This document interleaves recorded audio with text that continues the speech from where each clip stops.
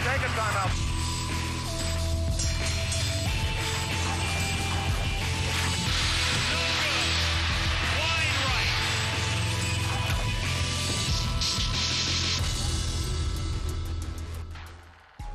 Hi, I'm Brian Kenny, and welcome to ESPN Classic's Top 5 Reasons You Can't Blame, the series that takes a fresh look at sports personalities who are remembered largely for their mistakes, controversial moments, or questionable decisions.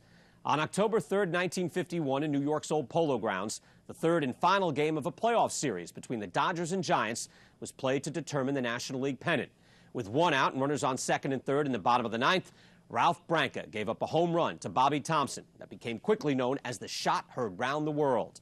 Before we get to our countdown, here's how the two national powers got to that day in New York. Post-war baseball in New York was like living in a candy store with a $100 a week allowance. Those were probably the golden years of baseball because of the three teams that were involved and the players that were involved. We didn't even think that there were other teams around the country. It was just the Yankees, the Dodgers, and the Giants, and, you know, our team's better than your team. Oh, yeah? Oh, yeah? And then you know, have a little fist fight and you move on. I remember being in the stands at Evans Field in left field, arguing whether it was Jackie Robinson was better than Willie Mays, and it was this big brawl. It took out a whole section, I think. But that's how people felt. Of the fierce rivalries generated by New York's baseball trinity, the strongest was between the two National League entries, the Dodgers and the Giants, whose fan bases were as different as champagne is from beer. The Giants had always been the team of the carriage trade, the upper crust, the guys who went to ball games in a jacket and tie.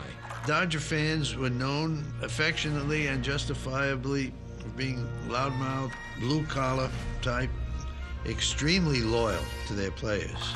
In Brooklyn, all we had were the Brooklyn Dodgers. That's all that gave us identification, and that's why it was so important to people. We wanted to beat them. It was that neighborhood rivalry that intensified because two teams playing in the same city, same league. The teams hated each other. They shouted curses at each other through narrow walls between the clubhouses. Every time you went to Evans Field, you went to war. And every time they came to the Polo Grounds, there was a war over there. It hadn't always been the case. During the first half of the 20th century, the Giants dominated, winning 13 pennants and 4 world championships, while Brooklyn managed just 5 flags and no World Series titles. The Dodgers had been the doormats of the National League. They had gotten no respect. They were the daffiness boys. They were the bums. And they're starting to build up. They've got Jackie Robinson. They've got the great players now, and they're starting their dynasty. You had a reversal of fortunes there, and the Giant fans resented the new eminence of the Brooklyn Dodgers, and the Dodgers, of course, took greatest delight in flattening the Giants. On August 11th, 1951, the Giants lost and the league-leading Dodgers won the opener of a doubleheader. The Brooklyn lead was 13.5 games, and it appeared Brooklyn had a lock on the pennant. Then fate seemed to smile on its Manhattan-based rivals. The Giants finished 37-7 to tie the Dodgers and force a 3-game playoff to decide who would play the Yankees in the World Series. It was only the second time there had been a playoff, but that's what it came down to. That's what was going to determine the pennant. Either you won the pennant and played in the World Series, or you went home.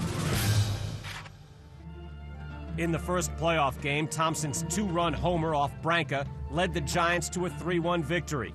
The Dodgers evened the series on rookie Clem Labine's shutout. On October 3rd, a Wednesday, the rivals met before 34,320 fans at the Polo Grounds to decide the pennant. A strong sense of history crackled through much of the city. 20 years from now, the fans will be talking about this afternoon's hero as yet unknown, but the man and the hour are about to meet. If there is a GOAT, his name will echo down the corridor of time. After scoring 3 runs in the 8th inning, the Dodgers led 4-1. Their starter, Don Newcomb, appeared to be in control as he came out for the ninth. Newcomb pitching the way he was, it looked like the game was over. We thought the Dodgers had won it. Survived a great comeback by the Giants. I never felt more dejected in my life. And I knew I was the fifth hitter, and I'm dead. I don't even have a chance. And Newcomb out there throwing these little BBs. But Thomson would get his chance. 3 hits, 1 run, and 1 out later, Dodgers manager Charlie Dressen replaced Newcomb with Branca. The score stood at 4-2. With 2 men on base, Thomson represented the winning run. While on the mound, Branca expressed confidence. Branca came into the mound and relieved me. When I left the mound, he patted me on the back and said, "Don't worry about the big fella, I'll take care of everything." I got to the mound and Justin just threw the ball and said, "Get him out." I called myself an SOB all the way to the plate. Just USOB. Give yourself a chance to hit USOB. And he threw the first pitch right through the middle, and he took it. The guys told me later they wanted to kill me when I took that first strike. And the next pitch, I tried to throw up and in, and he hit the ball, you know. I still remember just getting a flash of it coming in and boom, and let it go.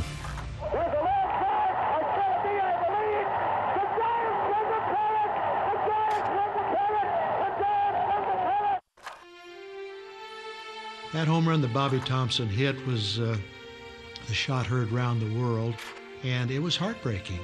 It was a very, very bitter defeat. The players, I think, felt it for the fans as much as we did for ourselves. The borough of Brooklyn was like a funeral.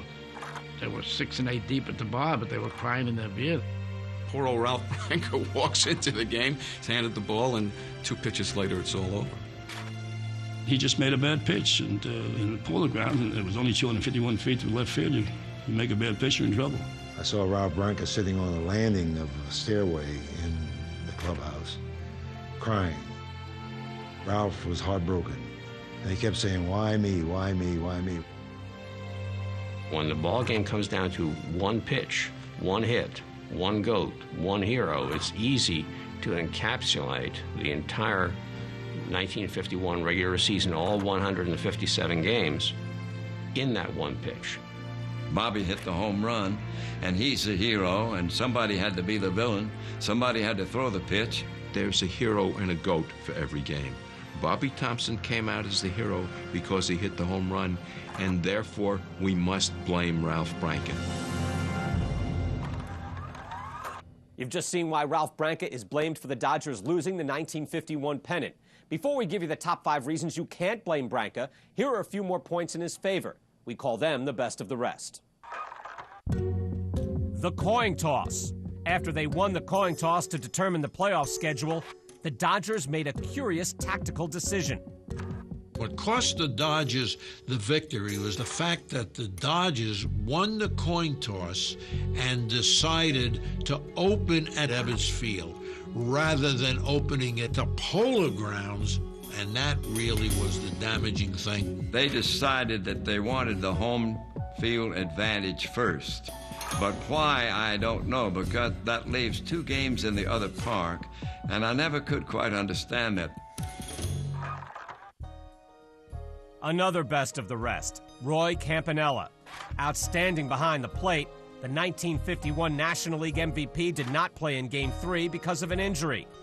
When Dodgers manager Charlie Dressen asked bullpen coach Clyde Sukeforth who had the better stuff, Carl Erskine or Branca, Sukeforth told him of Erskine bouncing his curve in the dirt, and so a weary Branca got the call to face Thomson.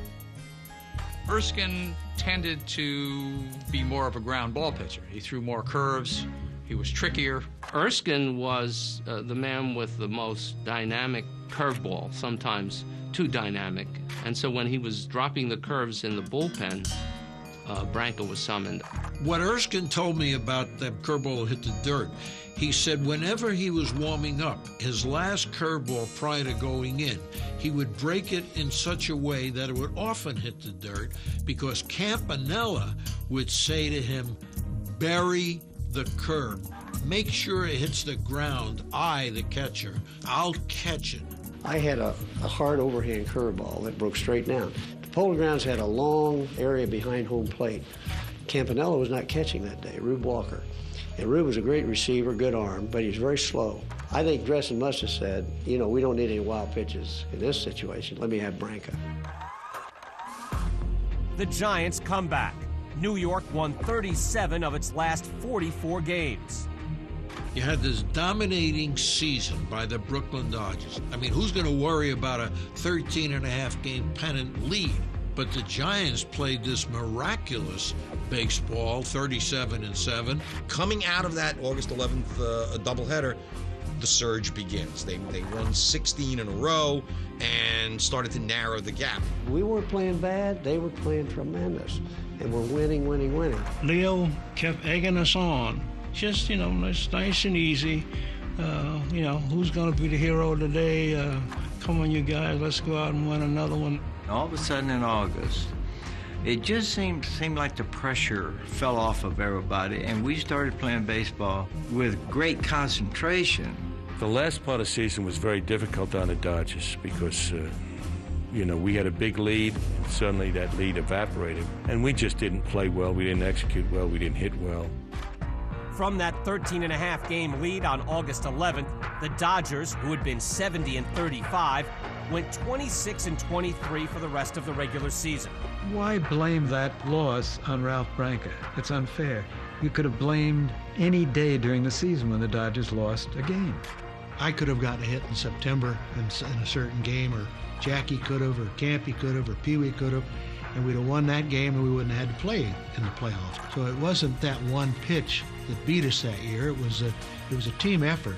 We lost it. A baseball team should be arrested if they can't hold a 13.5-game lead with 40 some odd games to go. It wasn't Ralph Branca who blew that 13.5-game lead. I mean, the Dodgers choked. This was a team loss. This was a team that collapsed with one of the great leads. Unfortunately for Ralph, he just threw the final pitch of that collapse. There's no blaming Ralph Branca for what was, in effect, a Buffalo stampede through August and September by the New York Giants. Can't blame him. Did reason number 5 suit you? If not, try this one on for size. Reason number 4. Tired arms. As the pennant race tightened, Dodgers manager Charlie Dressen mishandled his pitching staff. Dressen's handling of the pitching staff all through the second half of the 1951 season was just abominable. And he overused his starters. He didn't use a lot of his relievers. The pitching staff got overworked. I think we had 12 or 13 pitches. But he just used his basic 5 and literally ran us into the ground. Down the stretch, we pitched with short rest, just trying to stem the tide of the Giants. And so all of us were tired. And I think he overworked them. Newcomb particularly. LeBoyne was pitched a lot. And Erskine pitched a hell of a lot of games that year. On the final day of the regular season, the Dodgers were forced to use 7 pitchers to beat the Phillies 9-8 in 14 innings. Among those relieving was 20-game winner Don Newcomb, who had pitched a shutout on the next-to-last day of the regular season. The very next day, he pitched 5 2/3 innings of shutout relief. By the time he was called upon to start Game 3, Newcomb had nothing left in the tank. Newcomb, who is always claimed he was exhausted, and probably was, is looking around for help. He wants to get out of here. I wish that Charlie Dressen had taken me out when we had a 4-1 lead to start the 9th inning and bring Ralph in, or bring Erskine and somebody to finish up the ball game. My arm was so tired, it took me, literally, I threw from the 6th inning till about the 8th inning before I got loose. I had pitched 2 innings Sunday, 8 innings Monday, and I was the first man in the bullpen on Wednesday. Dressen's handling of the bullpen and the pitching staff all through that last part of the second half of the season really cost the Dodgers the pennant. Gil Hodges' defensive positioning in the 9th inning came back to haunt the Dodgers. It's tough to put all the blame on Ralph Branca. A lot of people had something to do with that inning becoming what it did. You can blame Gil Hodges as much as you can blame Ralph Branca. If he was out of position, it was his fault, and it was Charlie Dressen's fault. That should have been noticed and corrected. When the Giants' Alvin Dark led off the 9th with a single, first baseman Hodges inexplicably played directly behind the runner when the likelihood of a steal attempt was at best remote. The Giants were down by 3 runs. Dark isn't going to go anywhere. And the next batter was a left-handed hitter, Don Mueller. Mueller hits a ground ball between first and second that probably Hodges would have gotten. if he had been off the bag. If Hodges had been playing off the bag, he would have gobbled up Mueller's grounder and probably got a force out at second and maybe even a double play. You're winning 4-1. His run means nothing. That was the blunder of the whole series. I hope you're beginning to question who's really to blame here. If not, here's reason number 2. The say-hey kid. With runners on second and third, Charlie Dressen chose to pitch to a man who had homered off Branca to win Game 1 of the playoffs. The alternative was clear. Willie Mays, a rookie, was on deck. The last 3 months of the season, Bobby Thomson drove in more big runs than anyone that I've ever seen on the ball for 3 solid months. Not only had he hit that home run off Ralph Branca before in the series, he had already knocked in one of the runs that day with a single, so there was no question that he was hot. That would dictate, at a minimum, you think about walking him. Why would they face a veteran, experienced hitter like Bobby Thomson instead of this nervous kid like Willie Mays? That was the guy to get out. Although he hit .276 for the year, Mays had slumped in the final weeks of the season. Willie Mays, of course, in 1951 wasn't Willie Mays yet.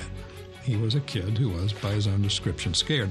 Mays did not want to bat. He was hoping that somehow it would end with Thomson because he was scared. I was so scared, but my fear was they're going to walk Bobby. Bobby just hit a home run off of Branca the day before in Brooklyn, and I said, they're going to pitch to me. Had Bobby done something to maybe walked or whatever, and Mays came up, who knows what would have happened. He was really frightened. He was a rookie, and probably Ralph had a better chance against Mays than he did against Thomson.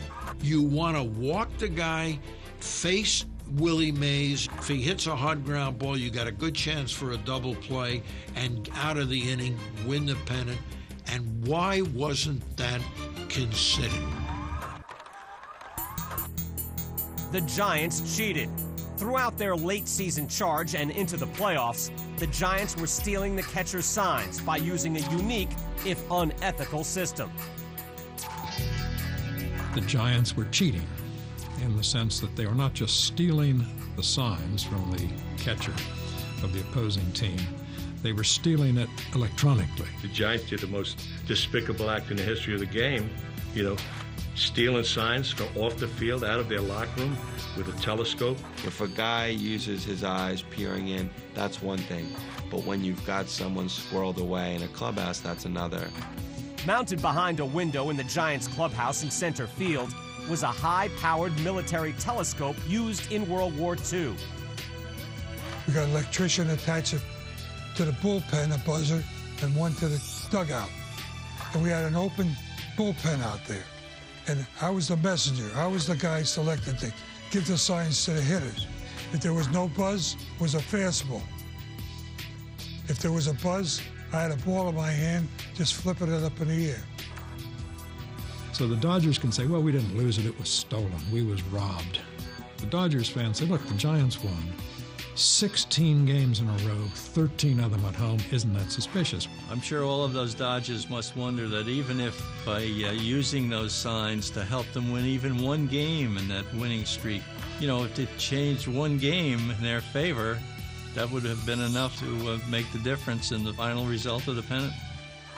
The Dodgers were the victim in the last game of what the Giants had been doing for much of the season, stealing signs. If any one of a number of big hits by the Giants was caused by a stolen sign earlier in the season, or if indeed Bobby Thomson's home run was caused by a stolen sign, then Ralph's not to blame. I had made a good pitch, and the guy happened to hit a home run. I mean, it was a good pitch, and give him credit for that. I mean, even though he knew what was coming.